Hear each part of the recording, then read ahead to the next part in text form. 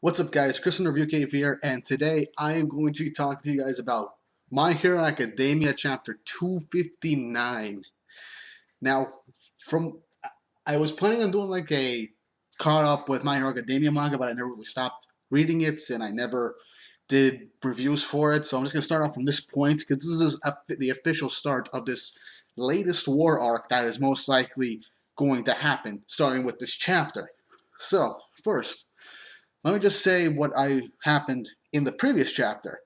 Essentially, Endeavor and a lot of the heroes have been organizing themselves so that they can be ready for the Meta Liberation Army's attack, or should I say the Paranormal Liberation Front.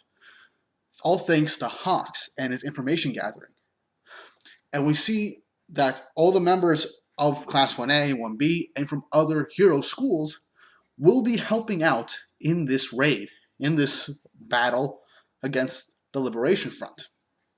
Now, when this chapter starts, we end up getting a quick flashback to right before everyone's entering the city, where Sukauchi and the police are informing all the heroes that they've gathered about the Liberation Army. With that, everyone is wondering how they got this information. Sukauchi's being all classified and stuff like that about to protect the guy's identity, and Endeavor does know that it's Hawks because he managed to figure it out from the book that the Liberation Army gave him. He highlighted some parts and gave a subtle clue to Endeavor about what's going on, the current number of the Meta Liberation Army, Shigaraki, etc., and when these attacks are supposed to take place.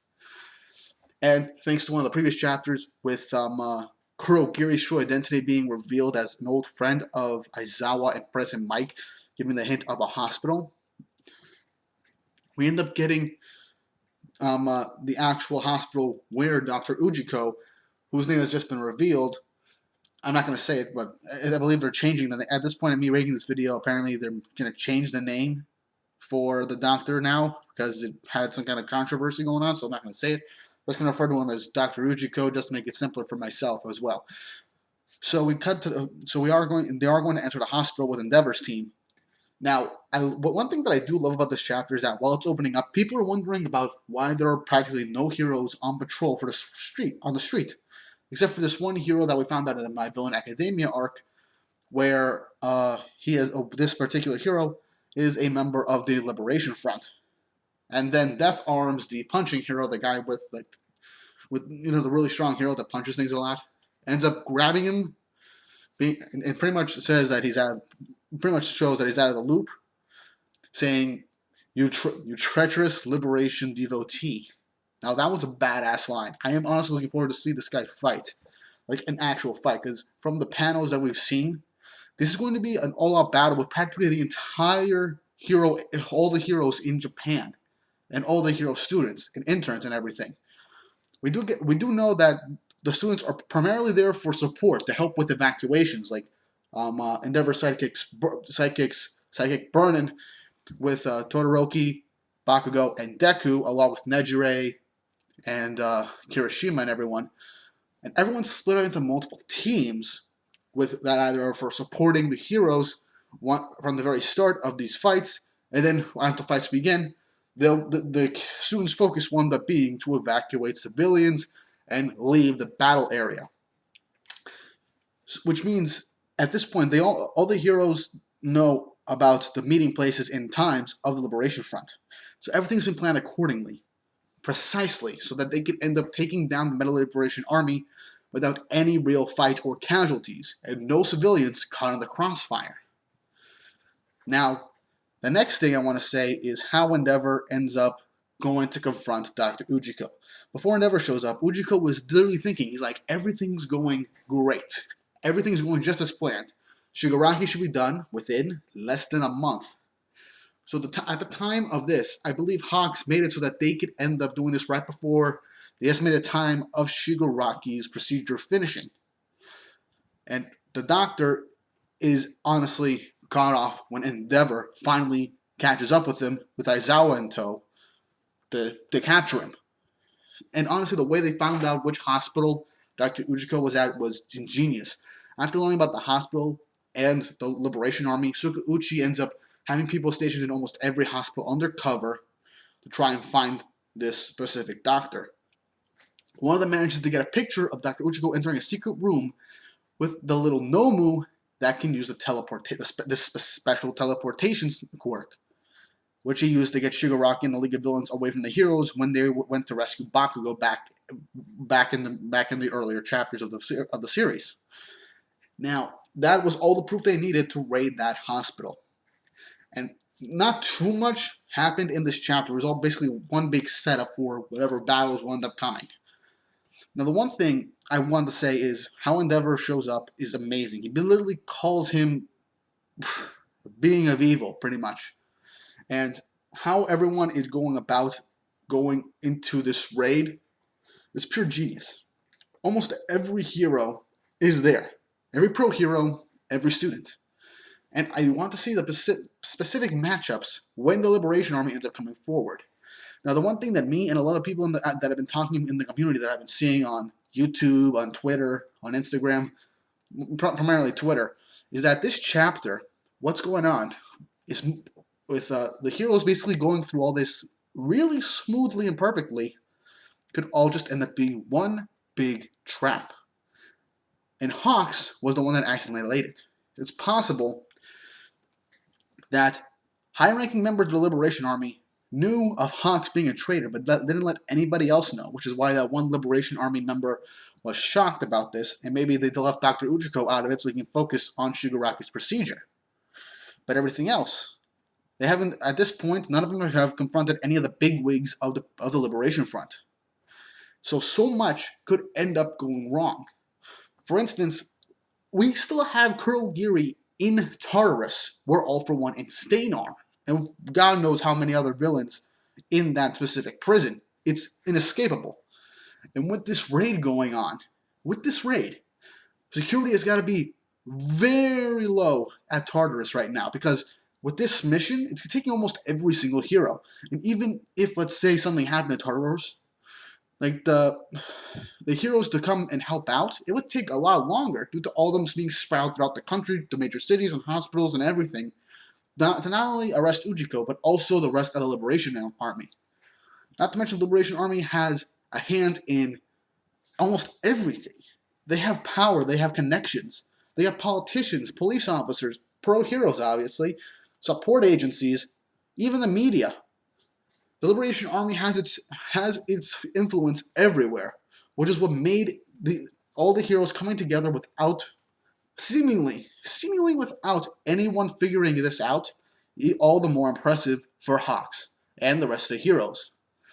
But like I said, this could all just be one big trap. Maybe Shigaraki had a feeling that Hawks will betray them, and made it so that twice, since he's been the one being all buddy-buddy with Hawks recently, is honestly slowly feeding him false information, like little things that on the surface level ends up being true, but some things are not.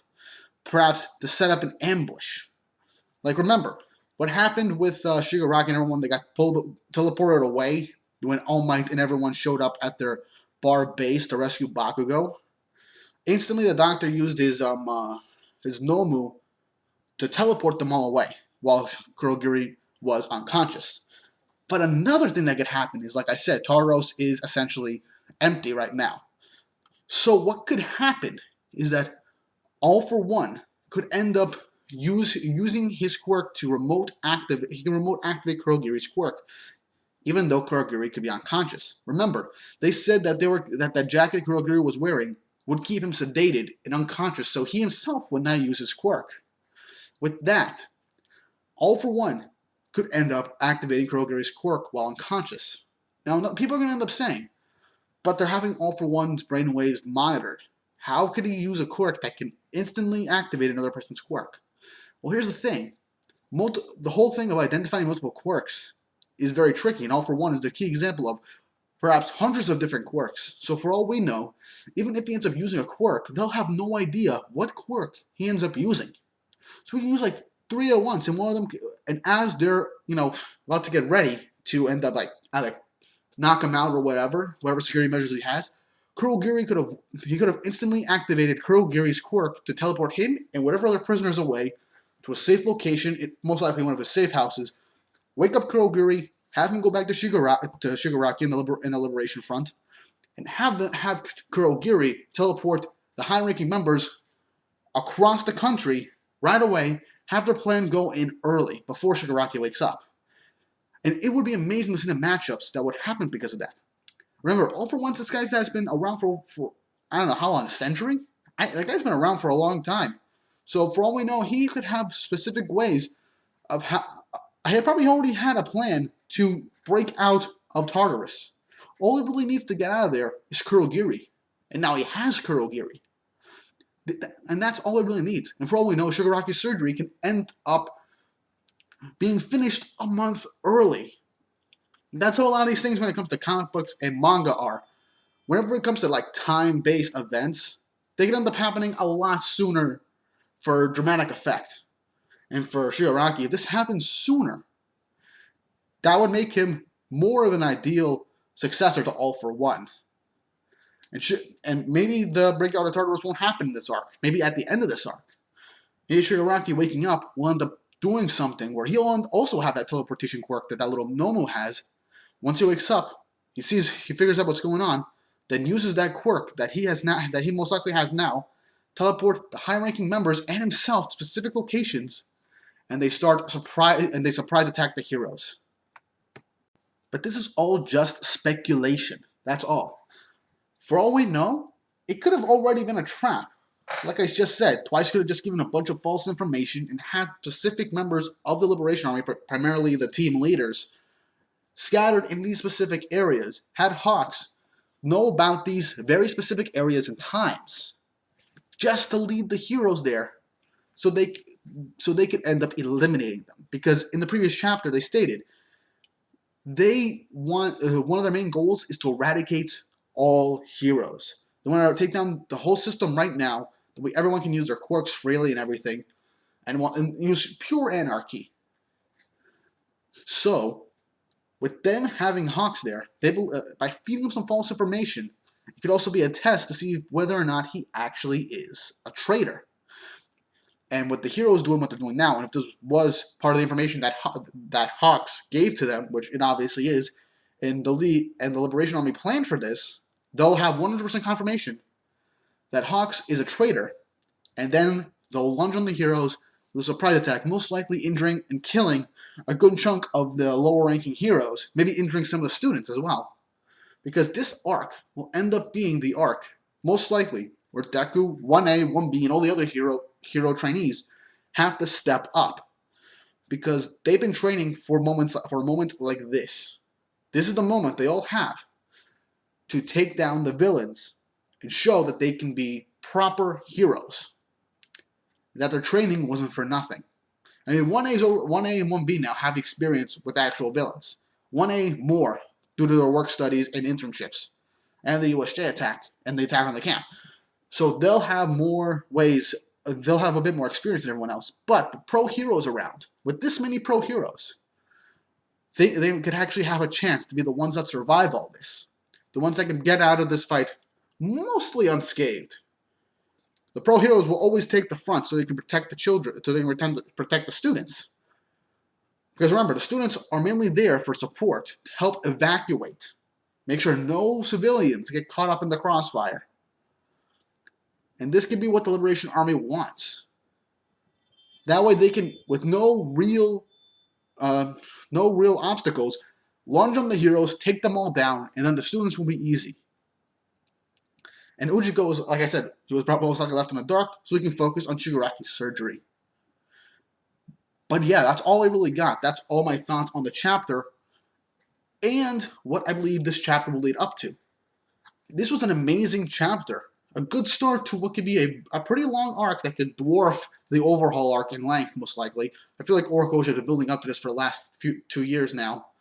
And I really can't wait to see what happens. Who fights who, whether or not this is a real trap, whether or not Shigaraki will end up getting out of there early, or if Shigaraki will just remain there.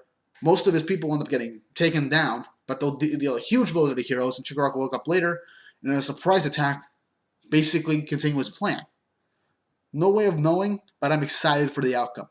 Hope you guys enjoyed this little discussion review, and hope you guys have an awesome day. See you guys around.